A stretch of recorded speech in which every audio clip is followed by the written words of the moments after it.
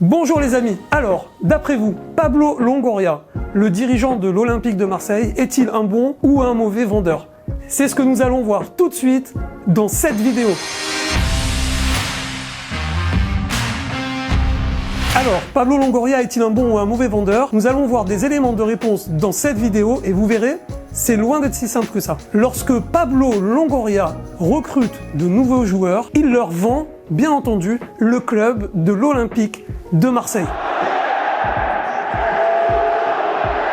Pablo Longoria insiste très certainement sur l'histoire du club, un des clubs les plus anciens de France, avec un nombre de supporters incalculable en France et même à l'étranger. Il insiste aussi sur le fait qu'il y a une affluence record à chaque match en Ligue 1, que les supporters soutiennent leur équipe du début à la fin du match. Et il leur parle aussi, bien entendu, des stars qui sont passés par l'Olympique de Marseille, des stars internationales, comme par exemple Papin, Waddle, Pelé, Barthez, Deschamps, Dimeco, mon joueur préféré, et bien entendu, comme récemment, les Drogba et Ribéry. Et surtout, il leur parle du fait que l'OM est le seul club en France à avoir remporté une Ligue des Champions.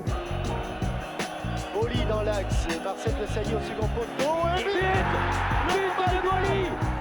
Et c'est un argument choc pour convaincre un joueur de signer à l'Olympique de Marseille. Il est même capable de leur dire qu'il n'y a que deux types de personnes dans la vie, les Marseillais et ceux qui rêvent de l'être. Bon, c'est une boutade parce que je suis né à Marseille, mais ça n'empêche que c'est un argument que peut donner, bien entendu, Pablo Longoria, et j'en suis certain qu'il le fait, aux joueurs qui doivent signer à l'Olympique de Marseille. D'un autre côté, lorsqu'il veut faire signer un joueur, il les fait passer par la commanderie, il leur fait visiter le centre d'entraînement, les infrastructures du club, le stade, et il leur parle, bien entendu, de la ville elle-même de Marseille. Cette ville merveilleuse au bord de mer, avec un climat agréable. Donc, vous l'aurez compris, ce sont des éléments qui, salaire mis à part, donnent envie aux joueurs de signer à l'Olympique de Marseille. À ce niveau-là, Pablo Longoria est vraiment un excellent vendeur. Il est victime de son succès. Il vend si bien le club de l'Olympique de Marseille à ses joueurs lorsqu'ils signent, qu'ils ne veulent plus partir, dès lors qu'ils deviennent indésirables. Ça arrive avec les changements d'entraîneur, les changements de tactique. Mais là, Pablo Longoria se retrouve donc devant un problème et il n'arrive pas à vendre ses joueurs qui décident de rester jusqu'à la fin de leur contrat, pour la plupart. Et on a vu ça à de nombreuses reprises ces dernières années. Quelle serait la solution pour pallier à ce problème?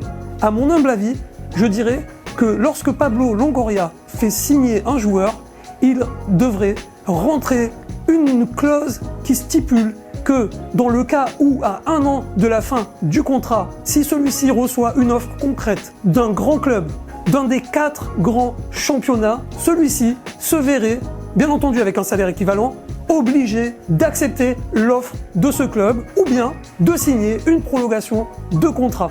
Ça éviterait de voir des joueurs partir libres en fin de saison, comme ça a été le cas récemment ces dernières années.